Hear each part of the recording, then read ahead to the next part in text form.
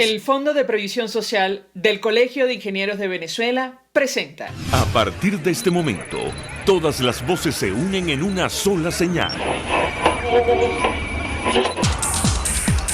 RCR presenta Conexión 750 con María Alejandra Trujillo.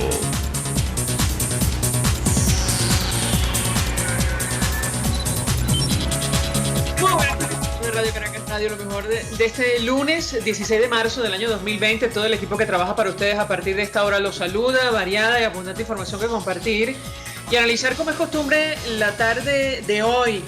A propósito de lo que está ocurriendo con el coronavirus en nuestro país, un nuevo caso de COVID-19 y otros sospechosos fueron confirmados este lunes en Venezuela y se elevaría a 19 el número de pacientes en el país. El jefe de la Embajada Argentina, Eduardo Poretti, dio positivo en control del COVID-19. En diálogo con el diario argentino El Clarín, el funcionario aseguró que se encuentra bien de salud.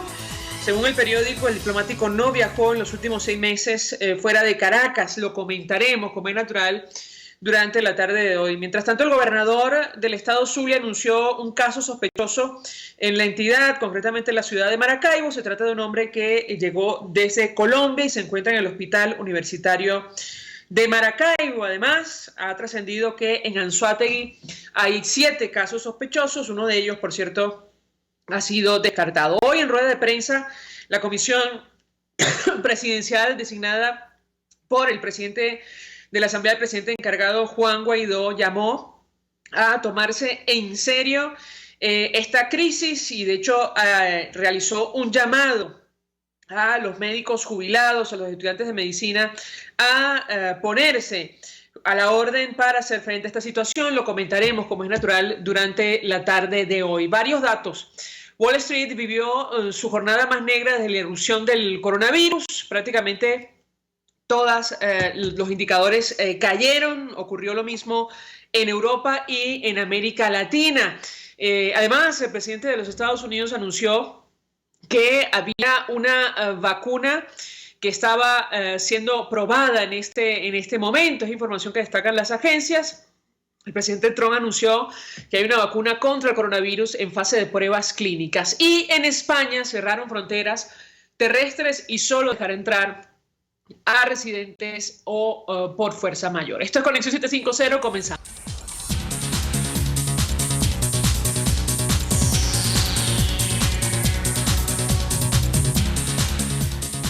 ¿Qué está pasando en este país? Y saludamos vía telefónica a Hilda Rubí, médico cirujano, quien forma parte de la Comisión de Expertos de Salud para prevenir el COVID-19. Hilda, gracias por atendernos. Muy buenas tardes. Hola, buenas tardes. Muchísimas gracias por el espacio para seguir informando realmente la situación que estamos viviendo en nuestro país y más con el cerco comunicacional que lamentablemente vivimos los venezolanos. María Alejandra, muchísimas gracias. Y Hilda, mucho interés de conocer los detalles que puedas compartir con nosotros. Nos interesa mucho conocer los detalles sobre el control de la información que ustedes anunciaban en el marco de esta rueda de prensa para ofrecer información certera sobre el alcance de esta crisis sanitaria en Venezuela. Te escuchamos.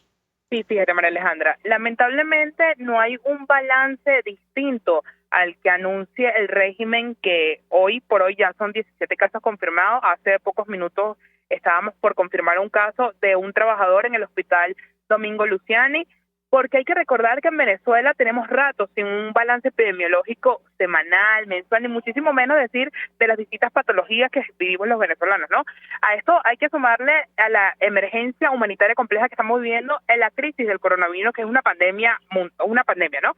Ahorita nosotros estamos exigiendo que se les dé las medidas de barrera propias al personal de salud, que hay que decirlo de manera responsable, María Alejandra. Los médicos, las enfermeras, los camilleros, cualquier trabajador de un hospital no está teniendo las barreras, es decir, la mascarilla o tapabocas, los guantes, las batas descartables. No hay un control real. Es por eso que nosotros lo explicábamos hoy en la rueda de prensa, que no solamente se trata de la mascarilla, que la mascarilla tiene una vida de aproximadamente 24 horas, sino al lavado de manos.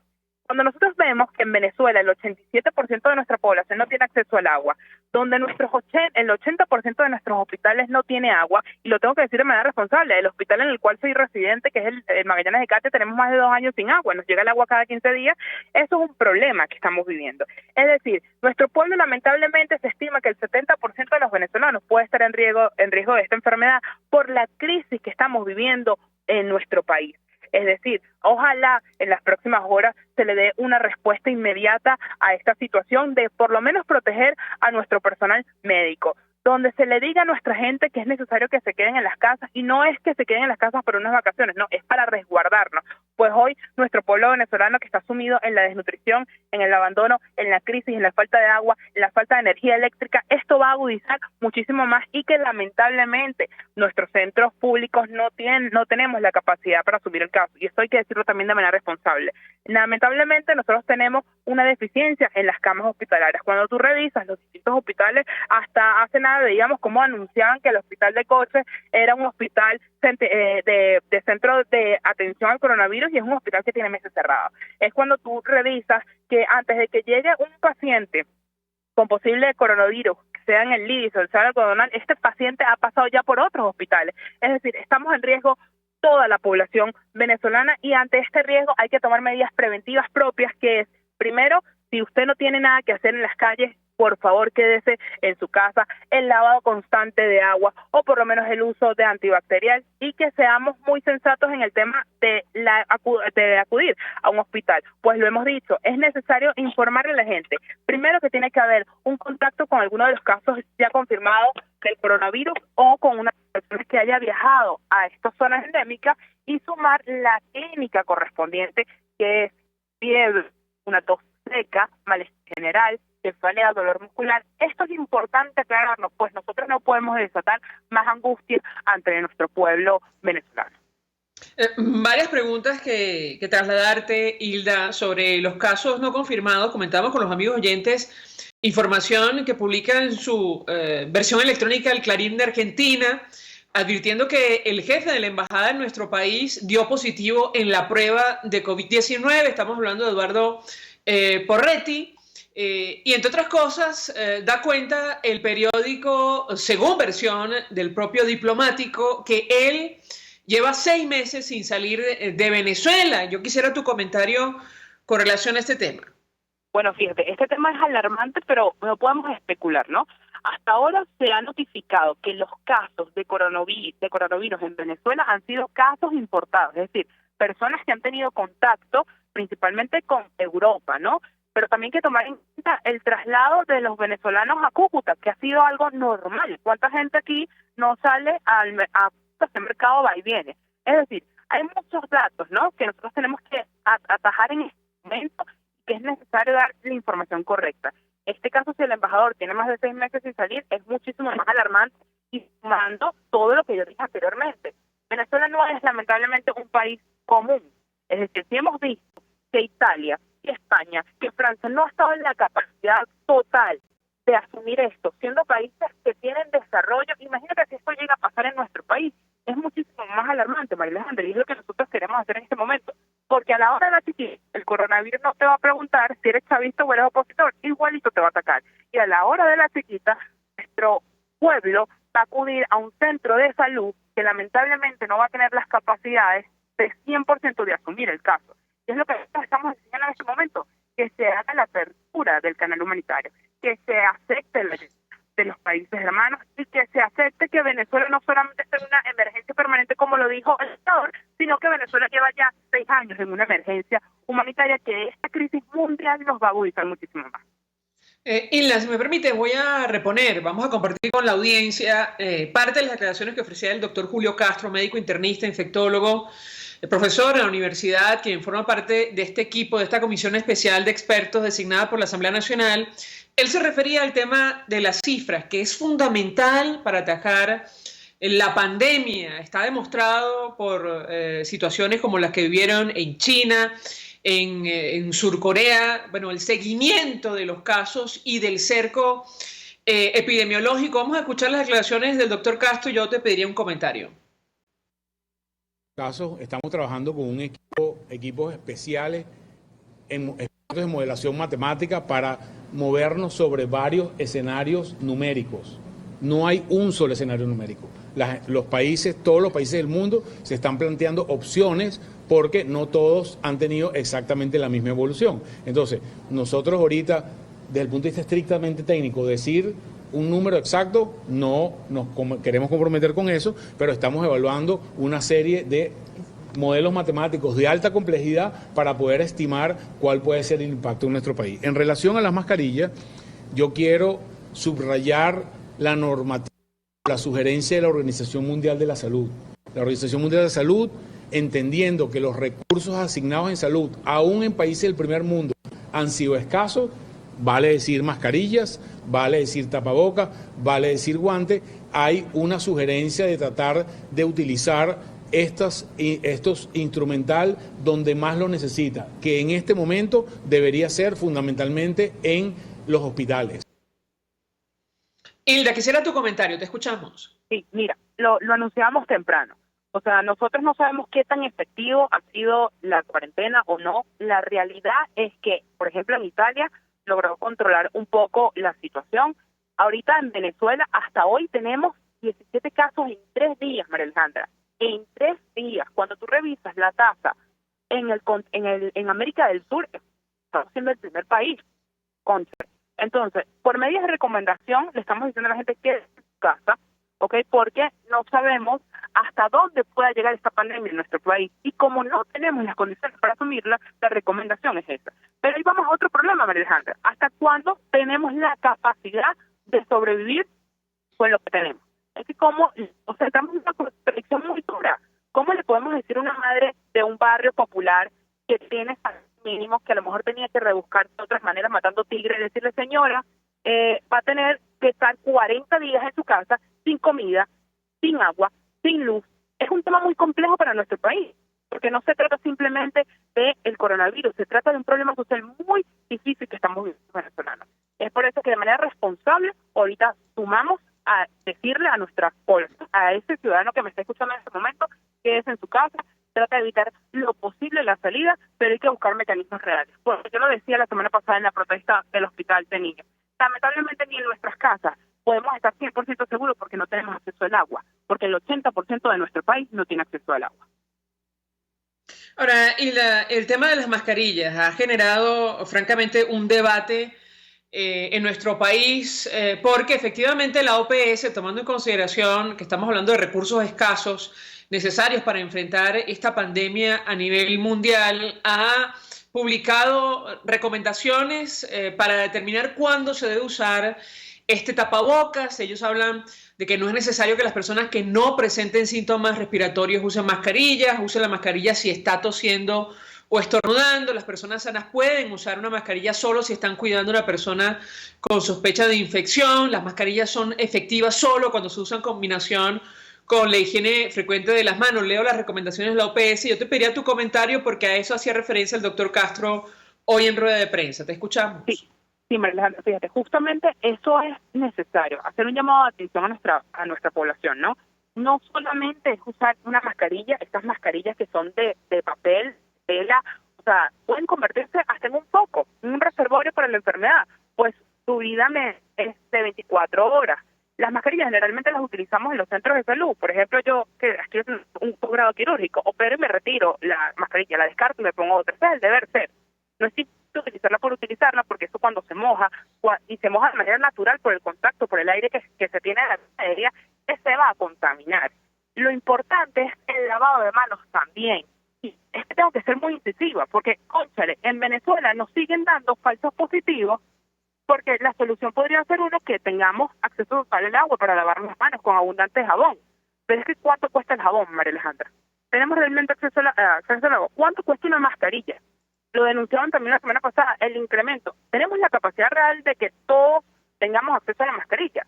O sea, es un tema que invito al ciudadano a que revise por las distintas redes sociales, que se instruya de las recomendaciones de la Organización Mundial de la Salud, que lo has dicho tú muy bien perfectamente. Importante identificar el posible caso. Si está teniendo alguna clínica respiratoria, por favor utilice la mascarilla. Y por favor, si está teniendo alguno de estos síntomas, lo primero es resguardarse. no ser un poco contaminar al resto y que tengamos los mecanismos ideales que se han implementado y que han permitido.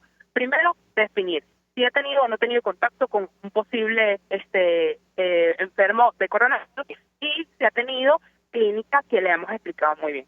Yo creo que es importante decir a la gente la realidad y eso que nosotros estamos exigiendo al régimen. No caigamos en alarmas, pero tampoco podemos decir información falsa y es momento de que nos comuniquemos y que avancemos juntos. Ahora, Hilda, quiero preguntarte porque ayer el ministro de la Defensa, al momento de explicar en qué consistían la cuarentena aplicada en 7 estados en nuestro país, él hablaba de medidas de control de acceso y salida a alguna de estas entidades y él se comprometía a que iban a tomar acciones rápidas para que los centros de salud pudieran atender a los casos que necesitaran atención médica, sobre todo aquellos en la lista de centinelas para hacer frente a esta enfermedad. Quisiera tu comentario, ¿qué información manejan ustedes en esta comisión presidencial? Si se ha concretado o no la promesa que se hizo ayer. Te escuchamos. Mira, ojalá se concretara de manera positiva, pero la experiencia, es decir, lo que nosotros vivimos todos los días en los hospitales, nos hace saber que no hay la capacidad, por ejemplo, de ambulancias para trasladar pacientes. Si nosotros tenemos un sistema que se llama SIAMU, que se encarga de canalizar el traslado de los pacientes entre hospitales, y un paciente puede tardar entre 3 hasta una semana para poder ser trasladado de un lugar a otro, yo quisiera saber cómo van a seguir ofreciendo cosas que no pueden solucionar. El primero es que necesitamos tener realmente la capacidad que tenemos. Y hoy lo decían, anuncian a lo mejor el ingreso de personal de otros países para colaborarnos. Aquí es necesario, primero, fortalecer el sistema que tenemos los médicos y las enfermeras que estamos teniendo acá y dar respuesta a ello. Nosotros estamos alarmados, pero no vamos a caer en crisis ni a denunciar cosas que no son. Primero, importante que se refuerce el sistema que hay, que es totalmente deficiente, que lo hemos visto, porque a la hora que nos llegue uno de estos casos que sea complicado, realmente tenemos las capacidades de asumir, realmente tenemos las unidades, las camas para atender a nuestro pueblo. Es lo que yo creo que se tiene que preocupar de primera instancia el usurpador y tiene que asumir la emergencia compleja que estamos viviendo en la crisis de salud, que nos ha retrocedido aproximadamente a 30 años en nuestro país, siendo uno de los pioneros en salud pública. Hoy estamos muy retrasados por culpa de la dictadura que nos ha llevado 20 años de retraso. Finalmente, Hilda, te pregunto acerca de la eficacia de estas primeras medidas que se han anunciado, sobre todo la cuarentena establecida en 7 estados que impide salir o entrar o al menos circular con normalidad. ¿Qué puedes decirnos? No, bueno, mira, lo que te puedo decir es que ahorita yo estoy viendo las calles de Caracas, donde estoy, que están desmovilizadas. Yo creo que la gente, el ciudadano común, tomó conciencia de la situación simplemente por un tema de moda, porque hay que ser responsables. Tomamos los venezolanos las medidas preventivas porque sabemos que lamentablemente nos llegamos a enfermar y aquí no hay cómo garantizarle la estabilidad a nuestro pueblo. Lo decían hoy distintos números, fíjate si ya van 17 casos, estos 17 casos los hay que multiplicar por el número de personas que posiblemente tengas contacto, estamos hablando de que el virus incuba entre 5 y 15 días, es decir, que tenemos ya 2 horas que arrancó oficialmente la denuncia de los casos, de aquí en adelante vamos a escuchar que esto va a aumentar. Ojalá logremos paralizarlo, ojalá logremos disminuirlo, porque cada venezolano que se enferme, cada venezolano que fallezca con esto o con cualquier otra de las distintas patologías que estamos viviendo es totalmente alarmante. Aquí estamos hablando hoy del coronavirus, pero no hablamos de los casos de hepatitis, no hablamos de los casos no hablamos de los casos de meningitis, no hablamos de los casos de diarrea. Es decir, nuestro problema es muchísimo mayor, que es altamente preocupante, y yo creo que nuestro pueblo de verdad está tomando conciencia y es por eso el resguardo a través de la cuarentena. Hilda Rubí, 1.000.000 de gracias por atendernos, acompañarnos, médico, cirujano, forma parte del equipo de esta comisión de expertos en salud designada por la Asamblea Nacional para prevenir el COVID-19. Vamos a la pausa, al regreso venimos con más. Usted escucha Conexión 750 con María Alejandra Trujillo, solo por RCR 750 AM. Puede seguir nuestra programación a través de rcr.tv, la radio que se ve. Mensaje del ingeniero Kenick Navarro, presidente del FOMPRES CIB. Apreciado colega ingeniero, arquitecto y afín, el Fondo de Previsión Social del Colegio de Ingenieros de Venezuela, FOMPRES CIB, diseñó para la protección de tu salud el Sistema Integral de Previsión Social. El mismo tiene a tu disposición beneficios de la solvencia, asistencia primaria de salud, el plan de salud con coberturas de acceso VIP, todos estos planes pensando en la protección de tu familia. Para mayor información visita fomprescib.net.be. Colegio de Ingenieros de Venezuela, construyendo futuro. En Bueno Restaurant puedes vivir momentos únicos y especiales con tu familia, amigos y compañeros de trabajo al disfrutar del más variado y excelente menú elaborado por artesanos de la gastronomía nacional e internacional. Acércate y compruébalo en la 6ª Avenida de Altamira entre 3ª y 5ª Transversal. Bueno Restaurant, una exquisita realidad. Una ventana para las propuestas y denuncias de las comunidades populares de Venezuela. Evelyn Martínez y la Red de Ciudadanos llegan debatiendo problemas y promoviendo soluciones. Es el Radar de los Barrios. Por la autonomía de los movimientos sociales que no pueden ser complementos de partidos o gobiernos. El Radar de los Barrios, de lunes a viernes, a partir de las 10 de la mañana. Por RCR 750 AM. El poder de la comunicación en tus manos. Conexión 750 con María Alejandra Trujillo. Solo por RCR 750 AM.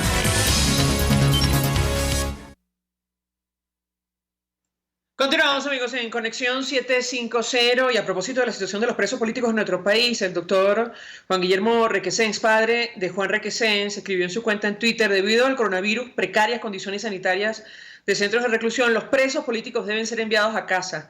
Juan tiene cautelares que obligan al Estado a velar por su integridad. Ya la ONU pidió su libertad por ser víctima de detención arbitraria y es un llamado que no es menor. Otros países han tomado decisiones similares, esto de otorgar la libertad plena o incluso medidas cautelares para evitar consecuencias mayores en el caso concreto de los presos en esos países. Y en el marco de la cuarentena que, saben ustedes, se aplicó o se viene aplicando en 7 estados de nuestro país desde la madrugada de hoy, hay situaciones francamente críticas y delicadas, como las que están ocurriendo en Zulia y en el estado Táchira.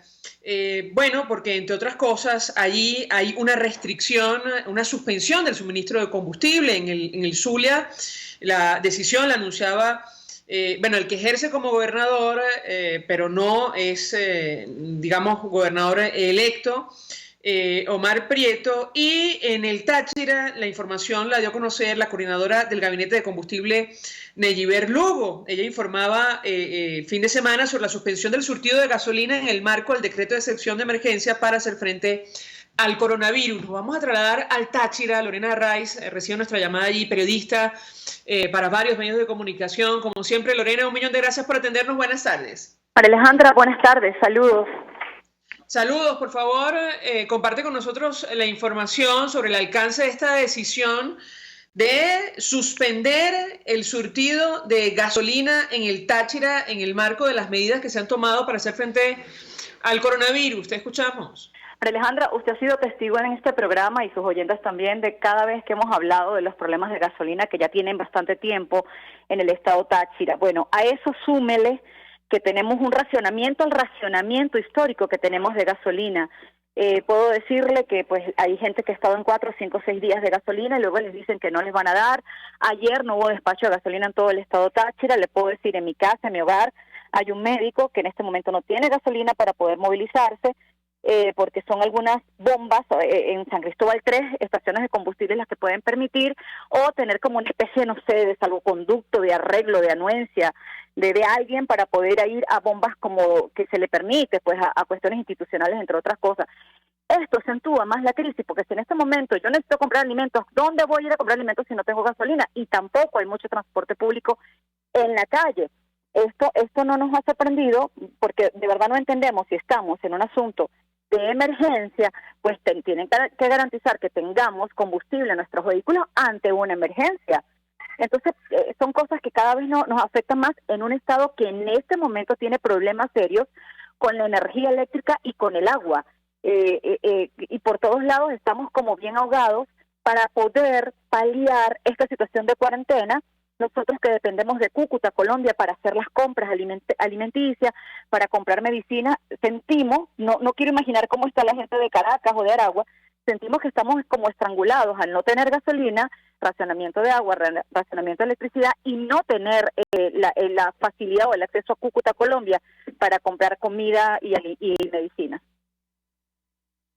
Ahora, Lorena, tengo que preguntarte, porque la información la vimos ayer en redes sociales. Esto, es decir, se está explicando desde la madrugada de hoy y efectivamente no sé si puedes extender la información en torno a los casos más emergentes. Yo pienso ahora mismo en pacientes con enfermedades crónicas que seguramente tendrán que trasladarse en muchos casos de urgencia a los centros de salud. Te escuchamos. Sí, ciertamente, pero hay dos aspectos a considerar. Los pacientes locales, por ejemplo, hablo de los que tienen que dializarse, están bastante afectados porque no hay mucho transporte, aunque esos centros están abiertos, pero no hay transporte y muchos de ellos no tienen pues modos propios para pagar una carrera, un taxi, para trasladarse. Ellos son los primeros afectados.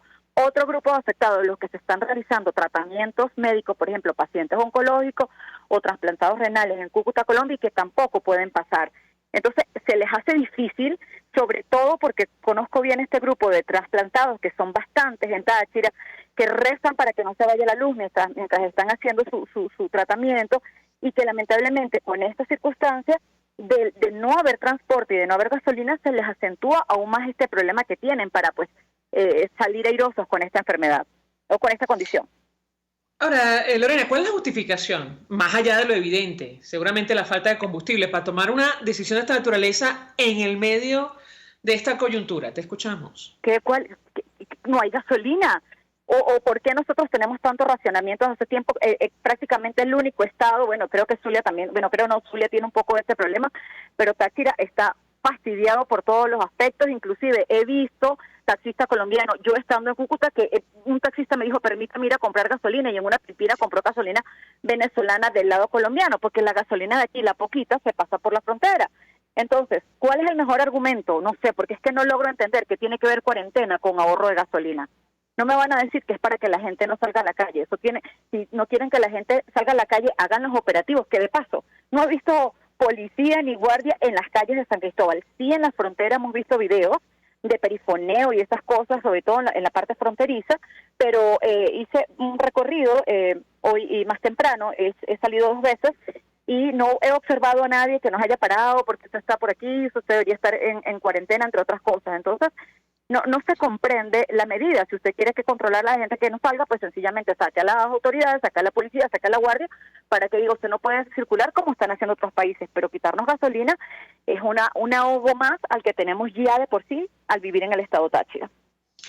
Lorena, sobre la situación de los hospitales, ahora mismo no recuerdo si en la lista de centinelas que publicó el equipo de Nicolás Maduro para hacer frente a los casos de coronavirus, ¿hay alguno ubicado en el Táchira? Seguramente sí, pero ¿qué información puedes compartir con nosotros? Hace algunos minutos conversamos con la doctora Hilda Rubí sobre este compromiso, supuesto compromiso de dotar a los centros asistenciales en las próximas horas, en los próximos días, para hacer frente a esta crisis. Te escuchamos.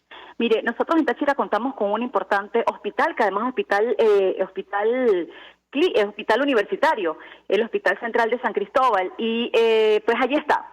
Pero hoy, ayer y todos estos días hemos escuchado al propio personal del hospital decir que no han tenido pues una especie de información para protocolo. Aquí, por supuesto, el tema también se ha politizado, porque aquí están las autoridades de Cuerpo de Salud que dependen de la gobernación del Táchira, pero hace unos días apareció la figura de autoridad única en salud impuesta por el gobierno nacional. Entonces ahora hay una dualidad de competencias o de quién va a decir o quién va a informar al respecto, mientras le puedo decir que si yo llegaría en este momento al Hospital Central y ameritase, no sé, una cirugía por apéndice, yo tendría que buscar todos los insumos para poder ser intervenida, porque el Hospital de San Cristóbal, al igual que el Hospital del Seguro, al igual que el Hospital de Militar aquí en el estado Táchira, así como dispensario, y otros centros de salud, pues no cuentan con los recursos ni los insumos para poder atender a la población. ¿Sí? A la población, Lorena, no sé si perdimos comunicación. Eso, a la población. Entonces, pues, fíjese que usted cuando me dice que una persona habló, dijo que iban a dotar, ¿y acaso no debían haber dotado hace 2 semanas prácticamente a los hospitales? Bueno, aquí ha habido quejas por parte del personal del Hospital Central de San Cristóbal, como dije, porque no tienen información, no tienen un protocolo, no tienen tapabocas, entre otras cosas, han tenido ellos que comprarlos o se los han regalado o lo han mandado a hacer porque así está la situación. Y si un personal del hospital no tiene un tapaboca, ¿qué cree usted que más no tenga el principal centro de salud del estado Táchira?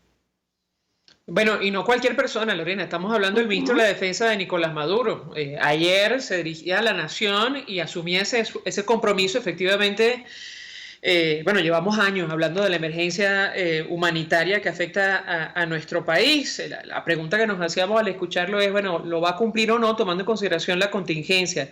Ahora, te pregunto, Lorena, porque el diario La Nación del Táchira publicaba que pese a las medidas de emergencia anunciadas tanto por Colombia como Venezuela para frenar la expansión del coronavirus, muchos ciudadanos siguen entrando y saliendo por la frontera utilizando las trochas. ¿Qué información puedes compartir con nosotros al respecto? Sí, las trochas es un territorio insospechado, aunque el ejército, o la policía colombiana a través del ESMAD ha querido controlar la zona, es muy extensa y tiene muchos vericuetos por donde pues la gente puede pasar.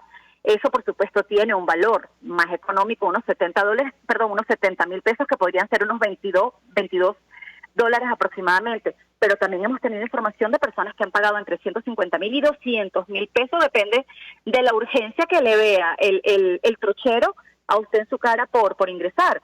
Pero también hay que decir que hoy permitieron legalmente por el puente el paso a las personas que están varadas y que quieren ingresar a territorio venezolano. Esto sucedió el primer día del cierre de fronteras, sucedió ayer, porque ¿qué pasa? Mucha gente está llegando de otros países y quedarse en Colombia, primero que Colombia es muy costosa para el venezolano, y vienen de un viaje a lo mejor con poco dinero y quieren ya regresar a Venezuela y están ahí varados. Entonces, esta medida se ha permitido no todo el día, sino hoy se abrió más temprano. El primer día que se permitió que la gente pasara por el puente, ahí estaba mi colega periodista, le tocó pasar, y luego hubo una especie de anarquía por parte, lamentablemente, de los venezolanos, y volvieron a cerrar eso. Entonces, la gente está buscando cómo entrar o salir de Venezuela o de Colombia, y utiliza estos lugares, pasos irregulares además, donde pues eso está controlado por irregulares además. Alguna vez narré en ese programa que, pues bueno, la vez que pasamos cuando lo de la ayuda humanitaria, habían hombres encapuchados y con armas largas. Ahorita no puedo determinar eso, pero sí que hay que pagar un dinero importante para poder pasar a Colombia. Lorena Arraiz, 1.000.000 de gracias por atendernos, acompañarnos estos minutos. Periodista, trabaja para medios de comunicación en el estado Táchira, compartiendo información valiosa acerca de lo que está ocurriendo en la entidad, entre otras cosas, producto de esta decisión de impedir, de suspender el suministro de gasolina tan necesaria en estos momentos para el traslado, y pensamos en pacientes crónicos y en general de la población. Bueno, eso está ocurriendo en el estado Táchira, una de las entidades declaradas en cuarentena en el marco de las medidas anunciadas ayer para hacer frente a el coronavirus en Venezuela. Vamos a la pausa, al regreso venimos con más. Estás en sintonía de Conexión 750, solo por RCR 750 AM. Sintonícenos a través de Periscope, @RCR750, la radio que se ve.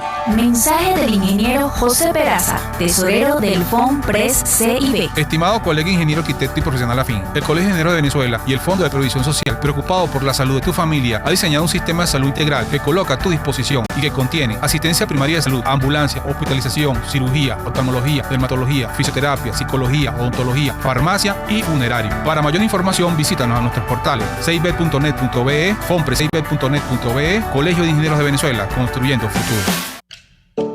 ¿Por Porque las oportunidades se dan una sola vez, ni lo pienses. Ávila Gallery está rematando todas sus obras con precios de locura. Pinturas, esculturas, artesanías y mucho más. Llámanos 0414-127-4060. Estamos en el lobby del Hotel Ávila de San Bernardino y en Instagram @Ávila Gallery 1 en número. Recuerda, 0414-127-4060. Ávila Gallery. Ávila Gallery, tu centro de arte moderno. Tu centro de arte moderno. RCR 750 AM, porque lo bueno une.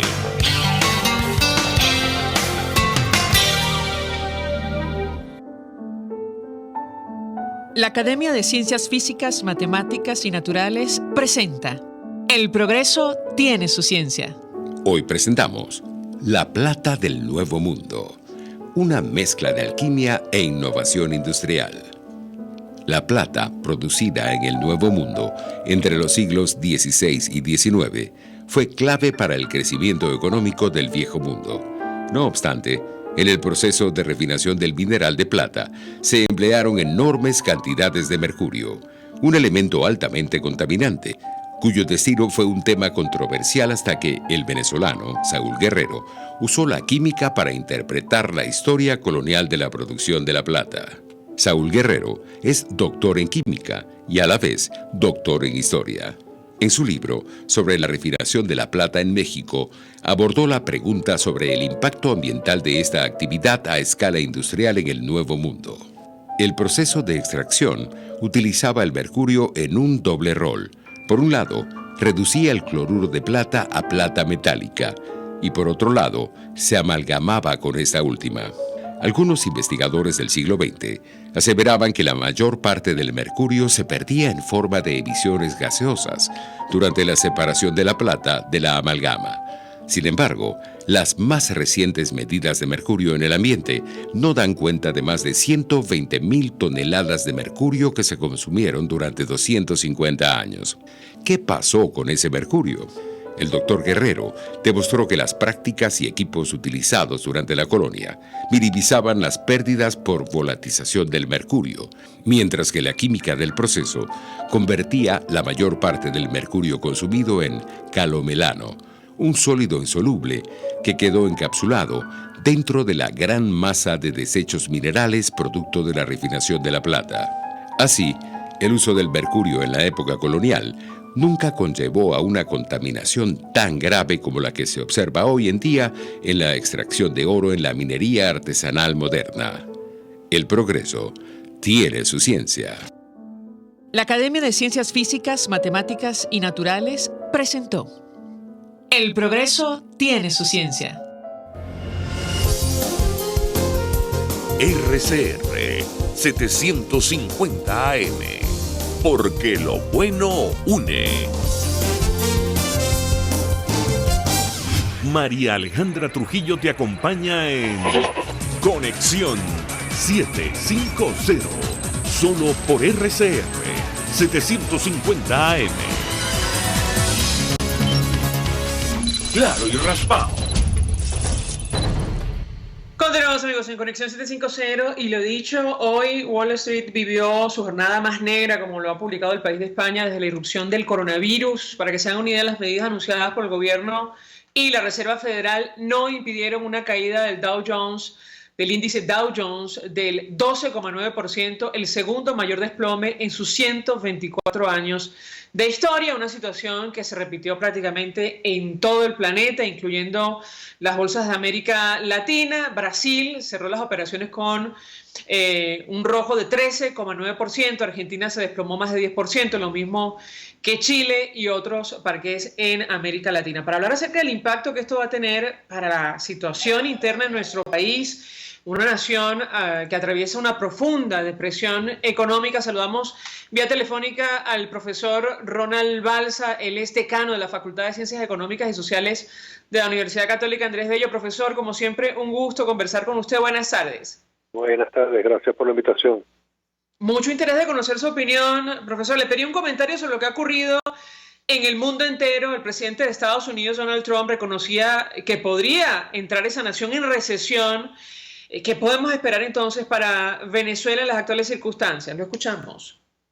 Bueno, en primer lugar, comencemos por el tema de las bolsas.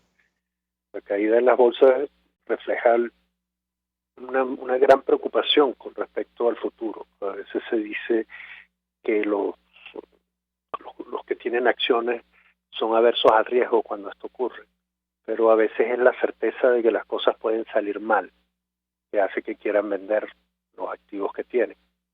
Y si todos quieren vender al mismo tiempo, pues el precio de aquello que están vendiendo cae.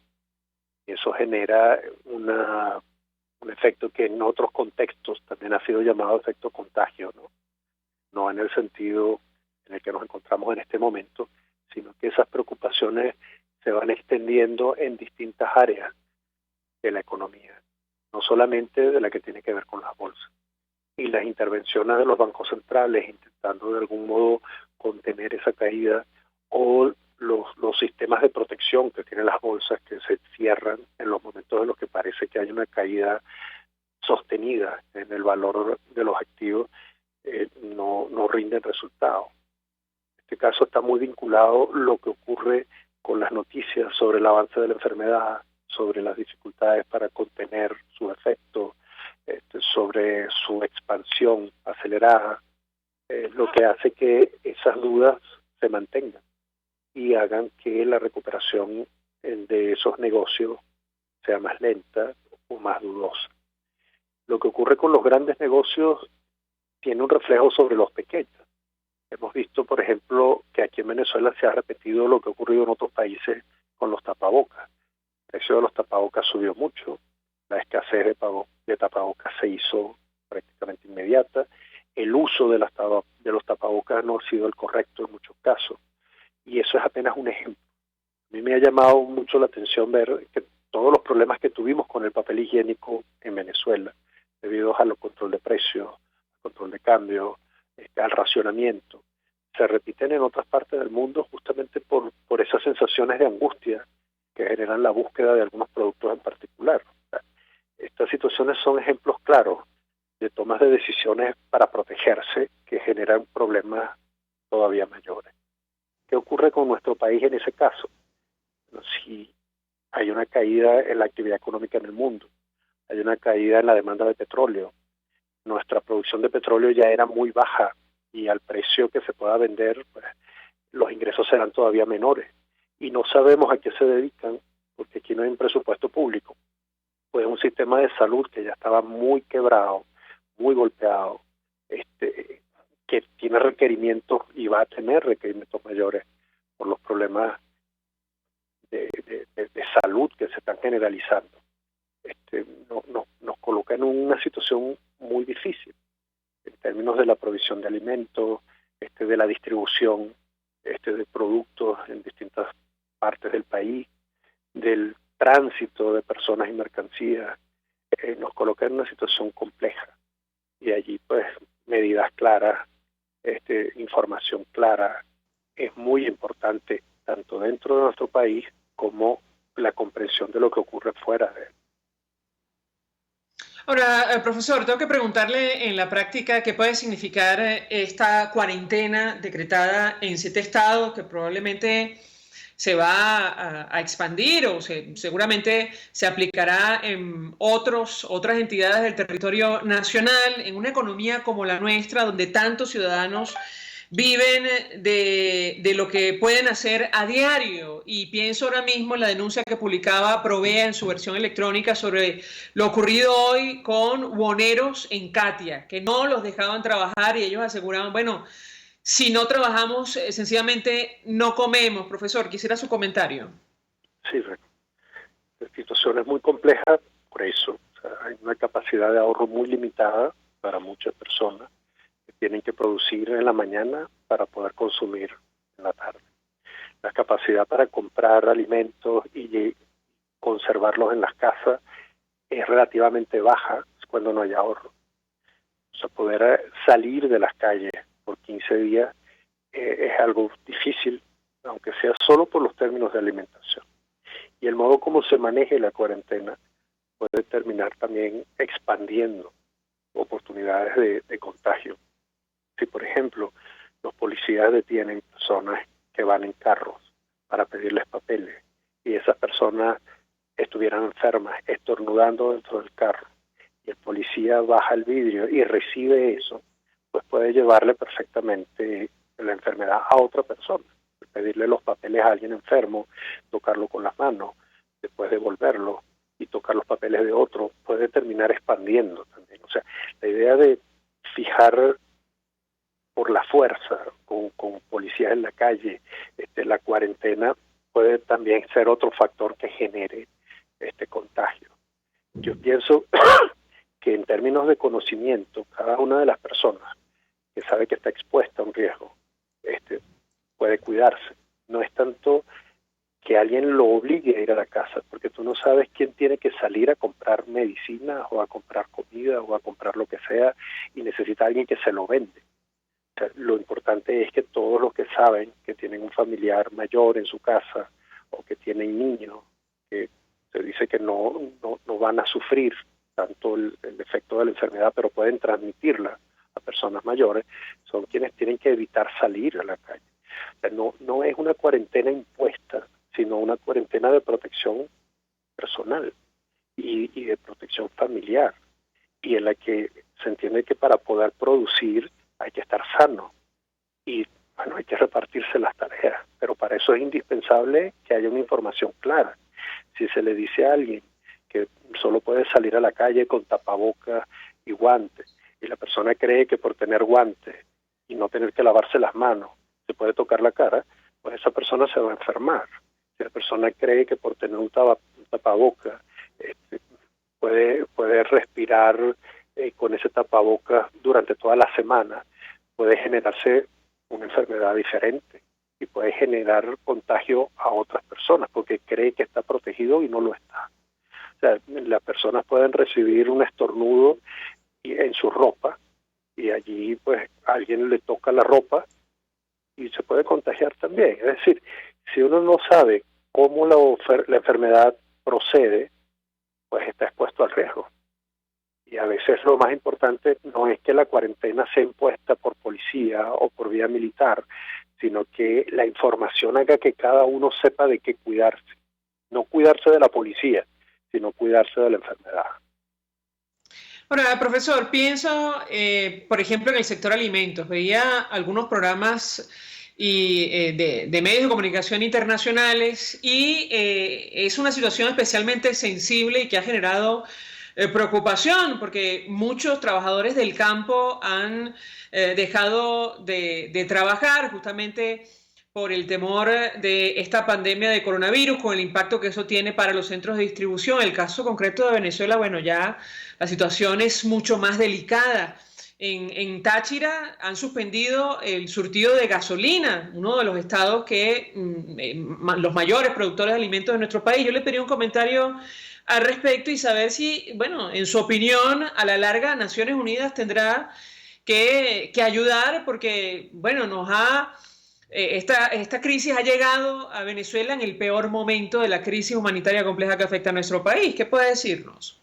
Sí, bueno, la ayuda de las Naciones Unidas siempre implica varios problemas, o sea, en términos de financiamiento, de provisión de bienes, de tener acceso al territorio y de poder colaborar con las autoridades para poder hacer una mejor ayuda. Es decir, las Naciones Unidas generalmente cuando intervienen en un país es por solicitud de los gobernantes de ese país. Ahora, estamos en una crisis que no solamente es nuestra crisis humanitaria compleja, el problema de Italia o el problema de España y la expansión en otras partes del mundo hace que los esfuerzos de asistencia internacional se tengan que diversificar. Y ahí la pregunta es, ¿a dónde van a ir esos recursos en caso de necesidad? En nuestro país el problema, para mí, que antecede a todo esto, porque recordemos que esto es un problema adicional a los que ya tenemos, es que nuestro sistema público no funciona, ni en términos de salud, ni en términos de educación, ni de información, ni de electricidad, ni de infraestructura, internet. Entonces, la manera de abordar un problema adicional es todavía más complejo en términos de organización. Y si el primer paso es pedirle a la gente que use tapabocas y guantes y obligar a la policía a que no salga de su casa quien va a salir, pues se está perdiendo todo el tiempo para informar a las personas cómo protegerse de la enfermedad. Así que quien pueda salir de su casa pensando que lo está haciendo escondido de la policía, por ejemplo, es quien está expuesto al riesgo porque no sabe de qué cuidarse. Y allí es donde tenemos los problemas, porque cuando esa persona regrese a su casa puede enfermar a su familia y no hay hospitales que lo reciban.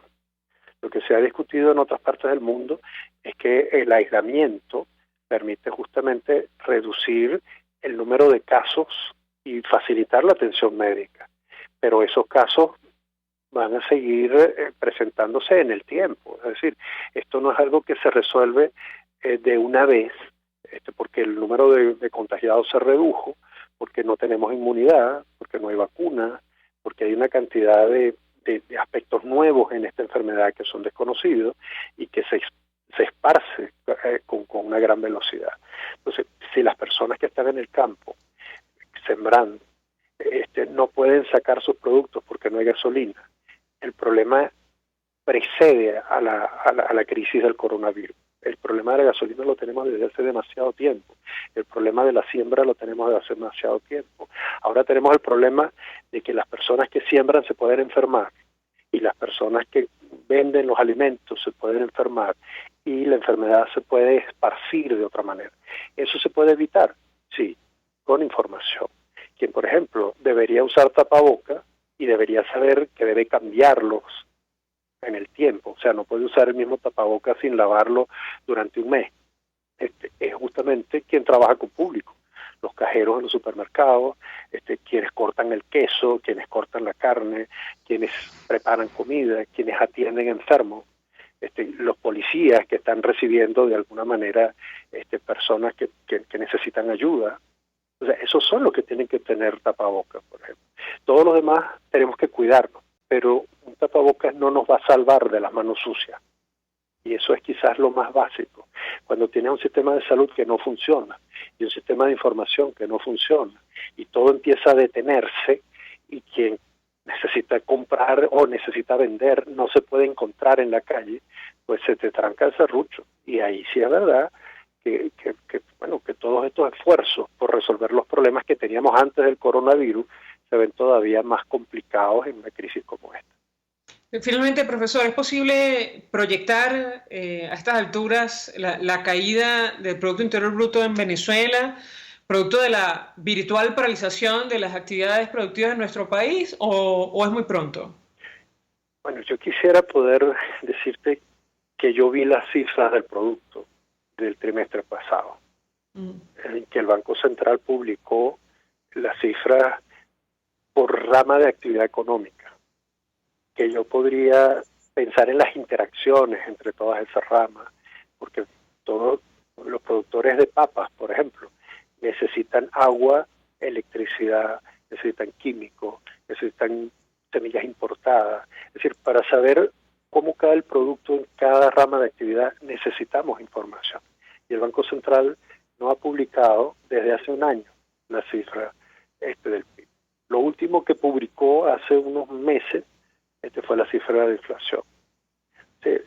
Pensar que el producto va a caer y en qué porcentaje es algo muy importante y muy relevante cuando se están buscando soluciones a problemas que de alguna manera requieren de una planificación compartida, ¿no? Y no me refiero a la planificación central, sino a la planificación de las empresas que piensan en el futuro.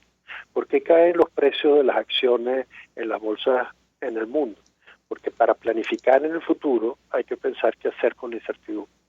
Y quien no quiere tener activos de una empresa, por ejemplo Disney ha tenido que cerrar los parques, ha tenido que posponer sus películas, ha tenido que de alguna manera anunciar que no va a tener ingresos durante un tiempo, y habrá quien prefiere vender acciones para quedarse con dinero, porque se planifica hacia el futuro. Nosotros aquí no siquiera tenemos la cifra del PIB. Pero tú me preguntas, ¿cuánto va a caer el PIB?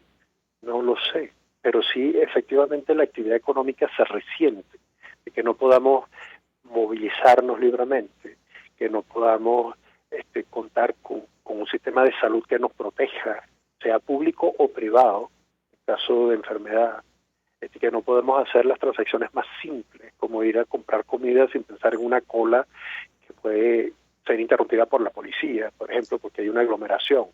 Es decir, hay una cantidad de problemas que ya teníamos y esto lo que hace es agravarlo. Profesor Ronald Balsa, 1.000.000 de gracias por atendernos, acompañarnos como siempre. Decano de la Facultad de Ciencias Económicas y Sociales de la Universidad Católica Andrés Bello, expresando opinión y análisis acerca del tema que hemos debatido en esta parte del programa. Vamos a la pausa y a regreso más.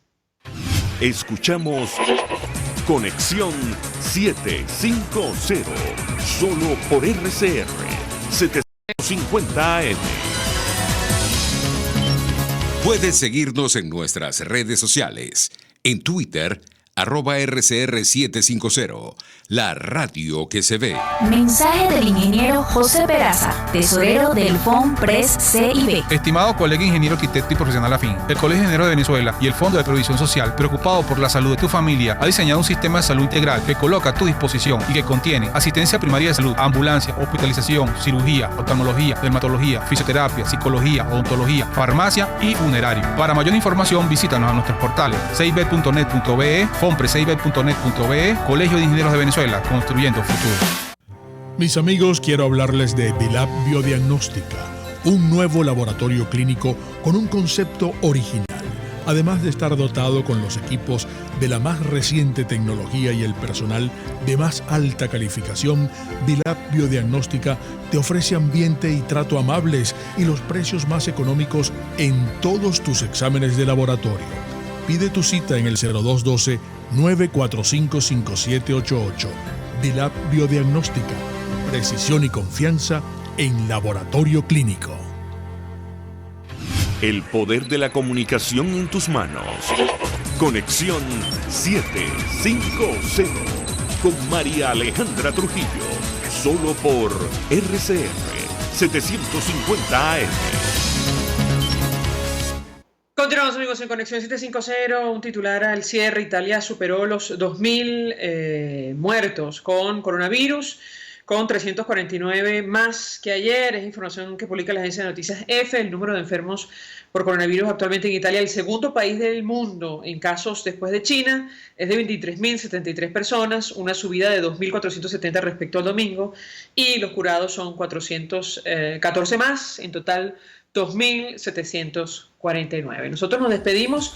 Pasamos a nombre de G Bienestares en la dirección general de la estación, en la gerencia de producción Willy Charcaya, en la producción César Umbría, en los controles Víctor Mejías, quien tuvo el placer de acompañarles, María Alejandra Trujillo.